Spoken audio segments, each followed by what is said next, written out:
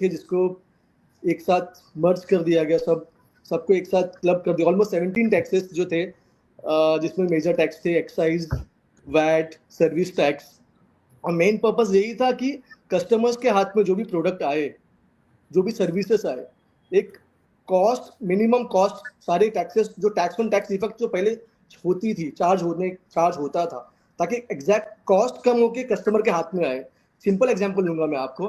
जब एक समझो मैंने हम बैग्स यूज करते हैं, बैग मैन्युफैक्चरिंग वाला समझो एग्जांपल के लिए, अगर वो 1 लाख रुपीज का बैग मैन्युफैक्चरिंग कॉस्ट है, तो उस पर एग्जाम्पल 20% अगर एक्साइज पे करते हैं, तो बैग एक लाख का बैग है, 1,20,000 का एक्साइज ड्यूटी पे करते हैं, तो 1,20,000 का आपका वो आफ्टर एक्साइज वो कॉस्ट हो जाता है। आगे फिर वो आगे सेल करने के लिए उस पर फिर एडिशनल 120 पे आपको 5% वैट पे करना पड़ता है। तो वैट करने के बाद फिर कंज्यूमर के पास वो फाइनल प्रोडक्ट जो होता है वो एक्साइज ड्यूटी प्लस वैट लग के कस्टमर के पास आता है। अभी ये सब जो मल्टीपल टैक्सेस को इवेट करके सिर्फ स्पेसिफिकली एक जीएसटी रखा है, जिसमें स्पेसिफिकली जो प्रोडक्ट रहेगा, एग्जांपल जो मैं 1 लाख का एग्जांपल लिया आपके सामने, उस पर जो स्पेसिफिक जीएसटी जो 5% जीएसटी है, 12% जीएसटी है, तो 12,000 जीएसटी स्पेसिफिक एक ही जीएसटी आपको पे करना है। इसके बेसिस पे multiple GST tax on tax वाला इफेक्ट वाला चीज को इवेट कर दिया है, साइड अलोन कर दिया है, स्पेसिफिक एक टैक्स रखा गया है। और जैसे कि service tax consumption based tax था, ये भी जीएसटी भी कंजम्पशन बेस्ड टैक्स है, डेस्टिनेशन पे डिपेंड करता है। और जैसे अभी आपने in GST we have we pay CGST, SGST, IGST. अभी ये भी डिपेंड करता है कि कब सीजीएसटी एसजीएसटी लगेगा, कब आईजीएसटी लगेगा। सिंपल अगर बेसिक अंडरस्टैंडिंग के हिसाब से अगर मैं बोलूँ कि अगर आपका सप्लाई विद इन स्टेट में होता है, सप्लायर अगर महाराष्ट्र में है और रिसिपिएंट प्लेस ऑफ सप्लाई, थोड़ा एक्सप्लेन करना अभी ये होगा, but just for simple understanding अगर मैं बोलूँ मैं, रिसिपिएंट भी अगर महाराष्ट्र में है, सेम स्टेट में फॉल होते हैं, तो माना जाएगा फिर जो पीओएस भी सेम स्टेट में है, तब आपका सी और एस सीजीएसटी एसजीएसटी आपको चार्ज होगा। और वैसे ही अगर स्टेट के बाहर अगर आपका सप्लाई, आपका कंजम्पशन स्टेट के बाहर होता है, तब आपको आईजीएसटी चार्ज किया जाएगा। तो ये बेसिक है, बेसिक स्टिल आई, बेसिक तो आपको पता ही है, फिर भी स्टिल सोचा कि एक बार आपको शॉर्ट बेसिक आपको ब्रीफ कर दूं before we start with the changes in GST laws. और जैसे कि मैं स्टार्ट करूंगा सबसे पहले चेंजेस में क्रेडिट नोट का ही लूंगा, जो सबसे इंपॉर्टेंट चेंजेस है, और मोस्ट ऑफ चेंजेस आईटीसी को लेकर ही है। सो पहला लूंगा क्रेडिट नोट के ऊपर। सो पहले क्या था कि समझो राम ने श्याम को एक प्रोडक्ट सेल किया है, अब वो 1,000 रुपए का वैल्यू है, उस पर उन्होंने 18% जीएसटी, 118 का 180 रुपीज का जीएसटी कलेक्ट किया, और वो राम ने श्याम को गुड्स को सेल कर दिया। अब 180 रुपीज जीएसटी राम ने गवर्नमेंट को पे कर दिया।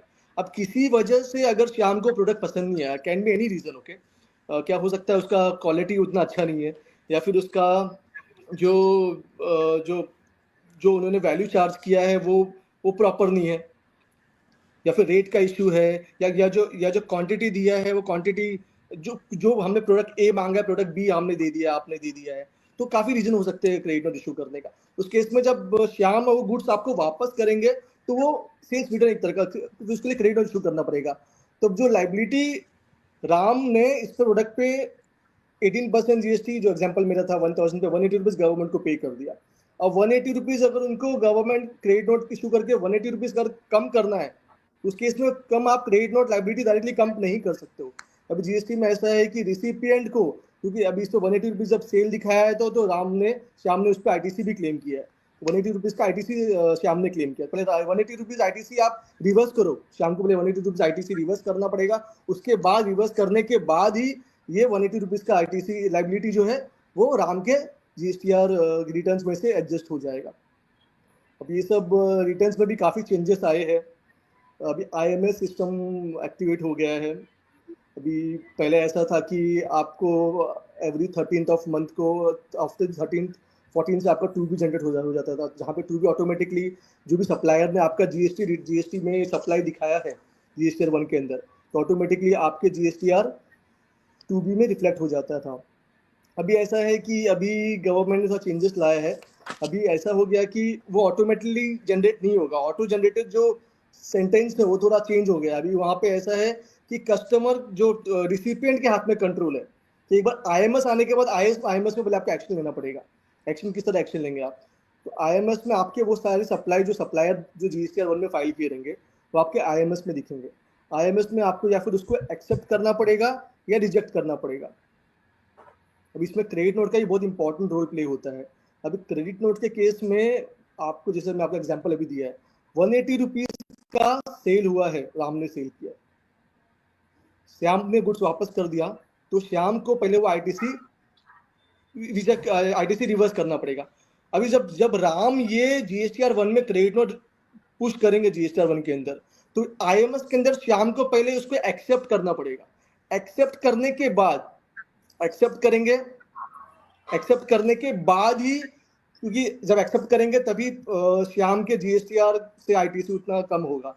एक्सेप्ट करने के बाद ही जीएसटीआर, क्योंकि इसमें होल्ड नहीं कर, आपको एक्सेप्ट करना पड़ेगा या फिर आपको रिजेक्ट करना पड़ेगा। जब वो एक्सेप्ट करेंगे उसके बाद ही सप्लायर जो राम है उसका उतना लायबिलिटी कम होगा। तो बहुत कुछ इसी बेस पे चेंजेस जीएसटी रिटर्न्स में आया। पहले बहुत सिंप्लीफाइड हो गया था, बहुत ही चैलेंजिंग है, क्योंकि बहुत सारे केस में प्रॉब्लम्स टैक्स पर को ऐसे भी आ सकता है कि रिसिपेंट को नहीं पता ये सप्लाई हमारा है कि नहीं, क्रेडिट नोट हमारा है कि नहीं। समझो कि गुड्स जिसका सप्लाई, एग्जांपल, अगर राम ने सप्लाई किया है जगदीप को, ठीक है, लेकिन उन्होंने जीएसटी 1 में दिखा दिया है श्याम को, तो श्याम में काफी क्रेडिट नोट श्याम को दिख रहा होगा वो। अभी श्याम इसमें उनको एक्सेप्ट या रिजेक्ट कुछ तो एक्शन लेना पड़ेगा उस केस में, तब तक वो आगे मूव ऑन नहीं कर सकते। तो बहुत सारे चैलेंजेस इसमें अभी आने वाले हैं। नहीं बिल्कुल, हम बात केस में ये बात के हम बुझा के कोशिश के लिए जे सिस्टम ओरिएंटेड चेंजेस है, जे यदि एकटा कोनो यदि लायबिलिटी यदि कहीं छै तो दोसर ओकर बेनिफिट ल रहल छै तो स्क्वायर होबाक चाही, ताहि के लेल सिस्टम के स्ट्रांग केलकै है, स्ट्रेंथन केलकै है। जब तक दोसर पार्टी ओकरा एक्सेप्ट नहीं करते ओकर बेनिफिट सेकंड के नहीं लेते। बिल्कुल नहीं। हम और जाना जाए और कोनो रेट में की बदलाव भेलै है और कोनो इस तरह के कोनो परिवर्तन भेलै है जीएसटी में? मेनली रेट में कस्टम्स में काफी चेंजेस है, कस्टम्स में वो कवर करूंगा मैं फिलहाल। तो अभी फिलहाल आईटीसी में मेनली प्रोविजंस में काफ़ी चेंजेस आए हैं जो मैंने अभी कवर किया है। जैसे अभी आपने जैसे कहा कि पहले क्या होता था, ट्रैक करना बहुत डिफिकल्ट होता था कि सप्लायर ने अगर लाइबिलिटी उस पर कम कर दिया क्रेडिट और इशू करने के बाद, रिसिपिएंट ने रिवर्स किया कि नहीं किया।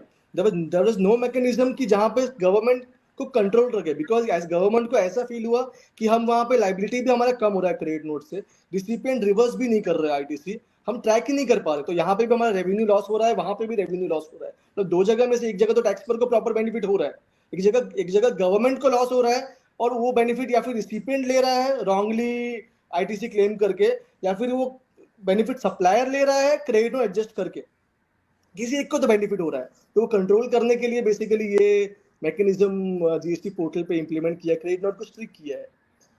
और सेकेंडरी फिर उसके बाद में ट्रैक एंड ट्रेस के लिए में जब नया मैकेनिज्म आया है, जिसमें गवर्नमेंट गुड्स के स्पेसिफिक गुड्स के लिए ये, इसमें गवर्नमेंट ट्रैक करना चाहती है, एक यूनिक आपको शायद नंबर प्रोवाइड करेंगे, होपफुली नंबर। अब तक एग्जैक्टली गवर्नमेंट ने अब तक इसके ऊपर क्लैरिफिकेशन, वो तो बाय नोटिफिकेशन ही होगा। जैसे आप सबको सभी को पता है कि जीएसटी में कोई भी प्रोविजंस, कोई भी इम्प्लीमेंटेशन नोटिफाई होने के बाद ही नोटिफिकेशन इशू होता है, उसके बाद ही वो एप्लीकेबल हो जाता है। तो जब नेट नोटिफाई होगा उसके बाद ही क्लियर होगा कि ये जो चेंजेस वगैरह है वो किस कैटेगरी ऑफ गुड्स के लिए है, और या फिर किस कैटेगरी ऑफ टैक्स पेयर के लिए भी है।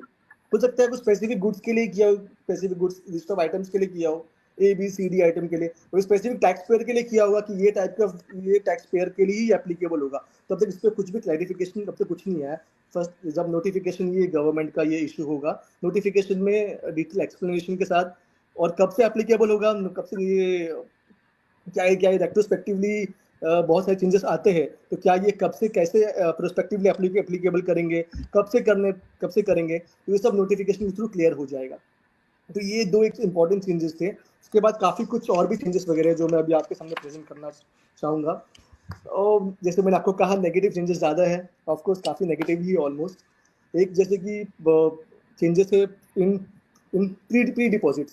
पहले कैसा था कि अगर आपका अगर कोई ऑफिसर ने ऑर्डर पास कर दिया, आपको हायर अथॉरिटी के ऊपर अपील करना है, तो उस समय पहले ऐसा था कि अगर आपको टैक्स की लायबिलिटी है, कुछ डिपॉजिट पे करना पड़ता था गवर्नमेंट को, जिसको हम लोग प्री डिपॉजिट कहते हैं, ताकि गवर्नमेंट सारे केस गवर्नमेंट के पास ना आए, सॉरी सारे केस अपीलेट अथॉरिटी के पास ना आ जाए, सभी अपील पे ना आ जाए, जेन्युइन केस ही अपील के केस पे आ जाए। तो पहले ऐसा था कि 10% ऑफ दी टैक्स लायबिलिटी पे करना पड़ता था। अभी काफी केसेस ऐसे आ गए जहां पे सिर्फ पेनल्टी ऑर्डर पास किया गया है, तो सिर्फ पेनल्टी है, अब टैक्स तो कुछ है ही नहीं, टैक्स तो जीरो, सिर्फ पेनल्टी की लायबिलिटी है और ऑर्डर पास कर दिया है। तो गवर्नमेंट तो पहले ऐसा कुछ टैक्स प्री डिपॉजिट पे करने का नहीं था, तो गवर्नमेंट ने अभी बजट में यही प्रपोज किया है कि अगर आपका पेनल्टी का मैटर है, पेनल्टी का है, तो उस केस में भी अगर आपको 10% of the penalty amount as a pre deposit pay करना पड़ेगा। तो आपका जब अपीलेट अथॉरिटी के ऊपर जब आप अपील फाइल करोगे, 10% ऑफ दी पेनल्टी अमाउंट भी आपको प्री डिपॉजिट पे करना पड़ेगा। और जब आप अपीलेट ट्रिब्यूनल को अपील फाइल करोगे तभी भी 10% पे करना पड़ेगा। फर्स्ट मोस्ट इंपॉर्टेंट थिंग ये, इन एडिशन अपीलेट अथॉरिटी जो है, अगर आप जब अपीलेट अथॉरिटी के ऊपर अगर आप अपील हार जाते हो, फिर आप फर्दर अपील करते हो अपीलेट ट्रिब्यूनल के ऊपर, जो 10% आपने पे किया है अपीलेट अथॉरिटी को, उसके साथ एडिशनल 10% आपको पे करना पड़ेगा अपीलेट ट्रिब्यूनल को अपील करने के लिए। तो ये भी एक डिस्करेजिंग मूव है गवर्नमेंट का, जिसमें आपको जेब से काफ़ी आपको टैक्स पेनल्टी अमाउंट पेमेंट करना पड़ेगा, उसके बाद ही आप अपील के लिए आगे मूव फॉरवर्ड कर सकते हो। उसके बाद एक जीएसटी में एक और प्रोविजंस के ऊपर काफ़ी इंटरेस्टिंग है, सेक्शन 17(5)(डी) का एक प्रोविजन है जहाँ पे डेफिनेशन प्लांट एंड मशीनरी के डेफिनेशन को चेंजेस किया है। बहुत ही इंटरेस्टिंग केस है, जो केस में अभी एक्सप्लेन नहीं कर पाऊंगा टाइम कंस्ट्रेंट की वजह से, बट मैं सिंपल मैं आपको उसमें बताऊंगा कि इसमें एक्चुअली हुआ क्या है। तो सेक्शन 17(5) बेसिकली वो list of items, list of transaction supplies है जिसके ऊपर आपको आईटीसी नहीं मिलता। वो आईटीसी ब्लॉक्ड आईटीसी लिस्ट है, अगर आप वो ट्रांजेक्शन में फॉलो होते हो तो आपको आईटीसी क्लेम आपको नहीं क्लेम आप कर सकते हो उस केस में। उसमें 17(5) का जो एक प्रोविजन है, प्रोविजन के हिसाब से अगर आप inward supply of goods and service लेते हो तो construction of immovable property except plant and machinery, except plant और मशीनरी, ये प्रोविजन था। और अगर unless you have capitalize in your books of account, मतलब अगर आपने इसको कैपिटलाइज किया बुक्स ऑफ अकाउंट में, तब इसके ऊपर आपको गवर्नमेंट आईटीसी नहीं मिलेगा। गवर्नमेंट का मेन मोटिव इसमें यही था कि अगर आपका कोई भी कंस्ट्रक्शन के लिए अगर आपने कोई भी इनवर्ट सप्लाई लिया है, गुड्स लिया है, सर्विस लिया है, कंस्ट्रक्शन ऑफ इमूवेबल प्रॉपर्टी के लिए, और अगर वो आप बुक्स ऑफ अकाउंट में कैपिटलाइज कर रहे हो, रेवेन्यू एक्सपेंस में नहीं दिखा रहे हो, आप बुक्स ऑफ में कैपिटलाइज कर रहे हो, तो उस केस में आपको इसके ऊपर आईटीसी नहीं मिलेगा। बट वहां पे एक इंटरेस्टिंग जो ये था कि एक्सेप्ट प्लांट और मशीनरी, ये और ने बहुत इंटरेस्टिंगली रोल प्ले किया है और इसी चेंजेस को लाया है, और को एंड को, जैसे कि पहले था प्लांट और मशीनरी केस में, तो प्लांट और मशीनरी को रिप्लेस करके प्लांट एंड मशीनरी कर दिया है। क्योंकि अभी जो इंटरेस्टिंग केस था सफारी रिट्रेट केस में, जिसमें safari has won the case. अब उन्होंने कंस्ट्रक्शन किया था इमूवेबल प्रॉपर्टी के लिए, उन्होंने मॉल्स कंस्ट्रक्ट किया था, तो मॉल के लिए उन्होंने एक्सपेंस कैपिटलाइज भी किया था। तो उन्होंने उस केस में उन्होंने आर्ग्यू किया था कि आपने प्रोविजन में लिखा है इमूवेबल प्रॉपर्टी एक्सेप्ट प्लांट और मशीनरी, प्लांट एंड और मशीनरी, मतलब प्लांट के लिए अगर हम करते हैं तो हमको आईटीसी मिलेगा, हमने और लिखा है, तो प्लांट में तो बिल्डिंग भी कवर होता है, तो प्लांट के हिसाब से आपको आईटीसी हमें अलाउ करना चाहिए आपको, बिकॉज यू हैव यूज्ड और। गवर्नमेंट का इंटेंशन था कि हम सिर्फ मशीनरी के लिए करना चाहते हैं, तो प्लांट एंड मशीनरी करने के बाद प्लांट और, बिकॉज ऑफ दैट और थिंग, प्लांट के ऊपर उनको आईटीसी उनको अलाउ हो गया है, इसमें गवर्नमेंट का काफी लॉस हुआ है। तो इसीलिए गवर्नमेंट ने वो वर्डिंग प्लांट और मशीनरी को जगह प्लांट एंड मशीनरी कर दिया और ये रेट्रोस्पेक्टिवली कर दिया है। मतलब इन शॉर्ट आप देख सकते हो जहाँ पे गवर्नमेंट को रेवेन्यू लॉस हो रहा है, गवर्नमेंट उसको रेट्रोस्पेक्टिवली मतलब पहले से ही बिगिनिंग ऑफ द जीएसटी से ही वो चेंजेस इंप्लीमेंट कर दिया है। और जब टैक्स पेयर को अगर कुछ लॉस होता है, टैक्स पेयर का समझो जीएसटी रिटर्न्स एक दिन से डिले भी होता है, तो उस पर भी टैक्स पेयर को, जीएसटी पेयर को इंटरेस्ट पे करना पड़ता है, लेट फी पे करना पड़ता है। तो गवर्नमेंट के केस में उनको अगर थोड़ा भी लॉस हो वो लॉ प्रोविजन चेंज कर देते, तो वो भी एक तरह का नेगेटिव मूव था जो नॉर्मल जीएसटी पेयर के लिए। चौधरी जी जे अहाँ अमेंडमेंट बतेलिए है, निश्चित रूप से जुडिशियल प्रोनाउंसमेंट के साथ में अहाँ बतेलहुँ ताकि लॉ में अमेंडमेंट किया है, खासकर वो कैपिटल एक्सपेंडिचर के लिए और ओकरा आईटीसी के बेनिफिट भेटे। और निश्चित रूप से जीएसटी का बहुत बड़ा सब्जेक्ट है आज के डेट में, और अकर जानकारी के लिए हम दर्शक सबसे आग्रह करै छी जे यदि कोनो जीएसटी से रिलेटेड हुनका कोनो भी सवाल हो, चाहे आईटीसी से रिलेटेड हो, रिटर्न फाइल करे के जरूरत हो, आईटीआर जतेक भी ओकर रिटर्न फाइल करे के फॉर्म छै ओहि के बारे में जीएसटीआर 1 जे भी ओकर फॉर्म छै तकर जानकारी चाहिए तो मैथिल विकास प्रतिष्ठान के ईमेल आईडी पर भेजू। हम कृष्णकांत चौधरी से आग्रह करबे जो कर अहाँ के निश्चित रूप से जवाब जैसे से देता। संक्षिप्त में कस्टम ड्यूटी में न्यूज में चले और प्रधानमंत्री जखन निर्मला सीतारामन जखन स्पीच देलखिन तो बहुत सारा ड्यूटी के वो रिड्यूस केलखिन, तो ओहि पर क्विकली यदि हमरा बता दी कि अगर कस्टम ड्यूटी में कत कत रिड्यूस भेले या की एहन चीज भेले जे सस्ता भेले जैसे कि आम कंज्यूमर को इससे बेनिफिट भेटले। तो कस्टम ड्यूटी में ठीक है, बिल्कुल जरूर कस्टम ड्यूटी में मेनली बेनिफिट है डोमेस्टिक मैन्युफैक्चरिंग का, यानी कि सभी को पता ही है कि ईवी का इलेक्ट्रॉनिक व्हीकल के ऊपर बहुत सारे गवर्नमेंट प्रमोट कर रही है, बूस्ट कर रही है, तो उसके ईवी बैटरी मैन्युफैक्चरिंग के लिए बहुत सारा बेनिफिट्स है। काफ़ी almost 35 types of capital goods के ऊपर गवर्नमेंट ने बेसिक कस्टम ड्यूटी एग्जाम्प्ट कर दिया है। तो इससे क्या होगा, आपका मैन्युफैक्चरिंग का जो एक्सपोर्ट ड्यूटी जो है अपना वो बेसिकली बच जाएगा, आपका कॉस्ट कम होगा। तो आप just to boost the manufacturing sector. Secondary mobile phone, उसका बैटरीज, उसके लिए जो लगभग 28 टाइप्स ऑफ कैपिटल गुड्स पे बीसीडी एग्जाम किया है। टेक्सटाइल्स पे एक नाइट फैब्रिक्स करके है, वहाँ पे बेसिकली को रिवाइज कर दिया है, 20% कर दिया है, 25% अमाउंट और 20% अमाउंट और स्पेसिफिक 115 पर केजी के हिसाब से आपको टैक्स पे करना पड़ेगा। तो to boost these sectors, boost the manufacturing in India, कि इंडिया मेक इन इंडिया का जो पीएम सर जो प्रमोट कर रहे हैं उसको बूस्ट करने के लिए ये सेक्टर्स को बहुत ही प्रमोट किया जा रहा है। तो पॉजिटिवली ये मेनली सेक्टर्स को बेनिफिट हुआ है। नेगेटिव सेक्टर्स, नेगेटिव जो है mainly TV panels, flat panel TV display वाले को बहुत नेगेटिव इफेक्ट हुआ है, क्योंकि आपका बेसिक कस्टम ड्यूटी जो आप पे करते हो वो आपने 10% से 20% बढ़ा दिया है। तो ये सब में मेजर चेंजेस थे कस्टम्स में। So government wants to promote EV, so धन्यवाद। आप बहुत जानकारी यहाँ साझा केलहुँ और निश्चित रूप से जीएसटी के एक्सपर्ट छी यहाँ, और जे जानकारी साझा केलहुँ बहुत गोटे के जानकारी भेटलनि, और जे नेगेटिव इम्पैक्ट छै से हमरा लगैया जे बेसिकली एडमिनिस्ट्रेटिव रिलेटेड ज्यादा चेंजेस भेलैया, और ओकर जे कोनो बेनिफिट छै जे नेगेटिव होई या पॉजिटिव होई तकर जे से जानकारी हमर दर्शक जे से लेलनि। अहाँ के फिर से एक बार बहुत बहुत धन्यवाद जे अपन समय निकाल कर कार्यक्रम में जुड़लहुँ और अपन अनुभव। Thank you to all of you, आप सभी को धन्यवाद, बहुत बहुत धन्यवाद। Thank you so much. अखन अब हम सब सेशन 3 में जा रहल छी। हमरा सबके संग में छथि charter accountant Shyam Jha, IDFC first bank limited में के सीनियर पोजीशन में काज कर रहल छथि और बहुत उत्सुक छथि जे समाज के बीच में जे हुनका जानकारी छनि, हुनका जे समझ छै तकरा साझा करी।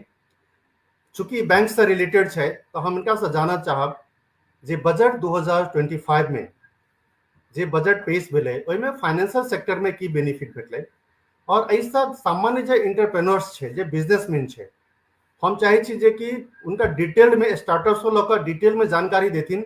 जे कोनो मैथिल चाहे छथिन हम बिजनेस स्टार्ट करी तो एहि बजट से उनका की एडवांटेज भेटलै जे को बिजनेस स्टार्ट कर सकैत, एहि के बारे हम चाहब जे श्याम झा जी जानकारी देथिन। श्याम झा जी, अहाँ के बहुत बहुत स्वागत है कार्यक्रम में। Welcome to you in this show. बहुत बहुत धन्यवाद अमोद जी। जय मैथिल, जय माँ जानकी, सब मैथिल लोग सबके प्रणाम। बजट 2025 पर जे विशेष संवाद भ रहा है, एहि पर हमरा आमंत्रित करे के लिए बहुत बहुत धन्यवाद।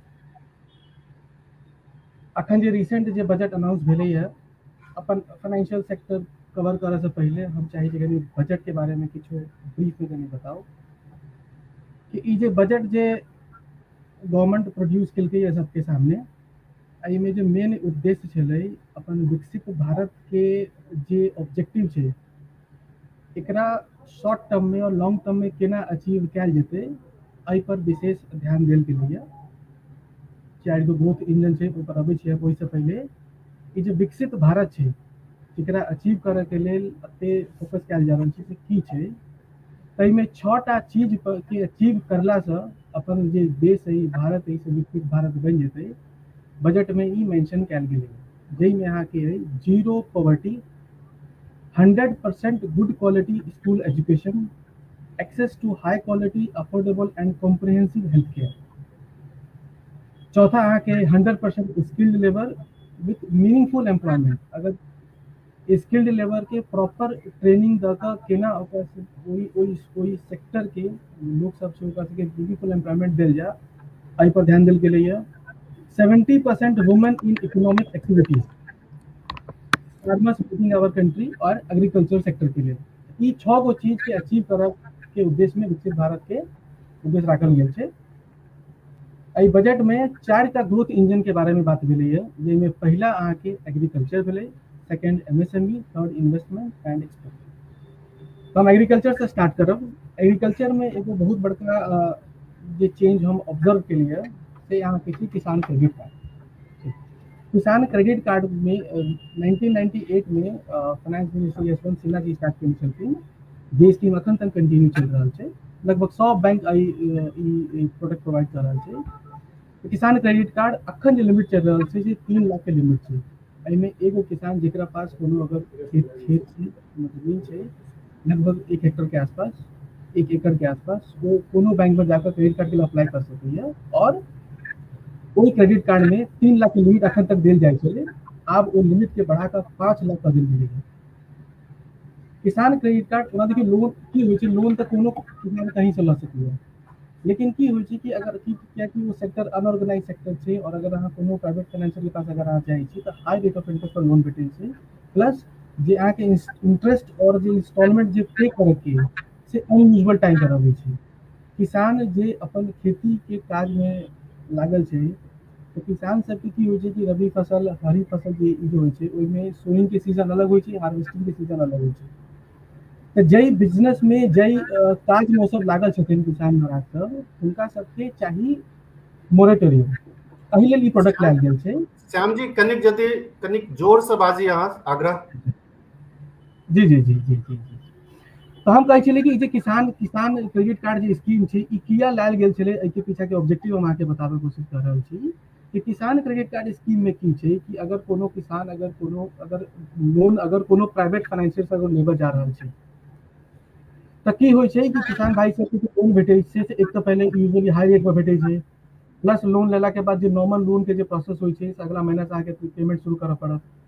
बट किसान जै बिजनेस में वो लागल छै हुनका सबके चाही कि आइ मान लिअ अगर वो कोनो फर्टिलाइजर वगैरह परचेज कर रहल छी तो तुरंत वो पे नहीं कर सकेगा। तो एहि रिक्वायरमेंट के मीट करे के लेल 1998 में finance minister Yashwant Sinha ji beautiful scheme लऽ के आयल छलखिन, जाहिमे किसान भाई सबके 5 लाख तक के एगो कार्ड इशू कयल जाइ छै जे कोनो मतलब बैंक जाके अहाँ लऽ सकै छी। मात्र 4% में अहाँके ई लोन भेटै छै 3 लाख तक के। और एहिमे की छै कि अहाँ अपन सुविधा अनुसार जाकर एटीएम से पैसा उसको निकालि सकै छी। अच्छा, एहिमे जो बेस्ट थिंग ई छै कि सोइंग सीजन के हिसाब से जखन अहाँ अपन बीजा रोपण अगर अहाँ कर रहल छी, अगर खरीफ फसल अगर छै मान लिअ जे अप्रैल से अगस्त तक के होइ छै और ओकर हार्वेस्टिंग सीजन अहाँके होइ छै अक्टूबर से दिसंबर, तऽ अहाँके इंस्टॉलमेंट पे करऽ के अहाँके अक्टूबर में ई स्कीम से अहाँके जे रिक्वायरमेंट के देखै के अहाँके अहाँ पेमेंट कर सकै छी। एहि स्कीम में पहले जे 3 लाख छलै ओकरा एहि बार 5 लाख कर देलकै, जे एगो बहुत बड़का एगो स्टेप छै गवर्नमेंट के ग्रोथ इंजन जे फर्स्ट एग्रीकल्चर छै ओकरा इम्प्रूवमेंट ऐसा डेफिनेटली हेतै। सेकंड जे अहाँके जे अपन ग्रोथ इंजन जे के बात भेलै भऽ रहल छै से अहाँके एमएसएमई छै। एमएसएमई इंडिया के लेल कतेक किया इंपॉर्टेंट छै अहाँके 4 गो डेटा से अहाँके सब समझ में आबि जायत। एमएसएमई सेक्टर जे इंडिया के छै से 45% एक्सपोर्ट में कंट्रीब्यूट करै छै, 36% मैन्युफैक्चरिंग सेक्टर में कंट्रीब्यूट करै छै, लगभग 6,500 से ज्यादा आइटम एमएसएमई जे पूरा वर्टिकल से प्रोड्यूस करे छै और जीडीपी के 30% एमएसएमई सेक्टर कंट्रीब्यूट कर रहल छै। एमएसएमई सेक्टर में अहाँके कोन सेक्टर सब अबै छै, जेना पैकेजिंग फूड भेलै, पैकेजिंग फूड आइटम भेलै, सलून भेलै, एगो नॉर्मल एगो कोनो टॉय के कोनो कंपनी बना रहल छै, जे छोट से छोट ऑर्गेनाइजेशन कोई एमएसएमई के डेफिनेशन में अबै छै। आई डेफिनेशन के सेहो चेंज करे के दिशा में एगो गवर्नमेंट चेंज केलकै है